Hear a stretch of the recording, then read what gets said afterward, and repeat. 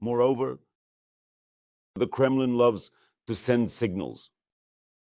So that no one has any doubts, the Kremlin decided on a very significant reshuffle. Shoigu resurrected disgrace. Shoigu, his expulsion from the Ministry of Defense, Rasputin on the right with his generals, harem, made Shoigu, in general, an administrative dead man. This dead man was placed in a small, cramped, boring little coffin of the Security Council. It's a nominal position. And from there, he would occasionally cough into the lid. But the fact is, the new Minister of Defense, Mr. Belousov, turned out to be even worse than Shoigu himself. And with his cloying, even in the Kremlin unbearable piety and shining stupidity, he seems to have driven the Kremlin to frenzy.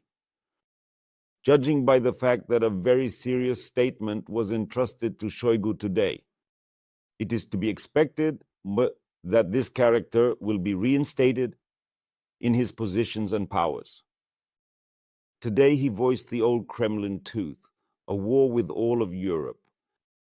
Well, Russia has long been delirious about this, but only now has it dared to announce its dream. Of course, in the tradition of Russian state lies the so-called fact inversion, and the upcoming war is, of course, presented as the intention of Europe itself, which, of course, wants to attack.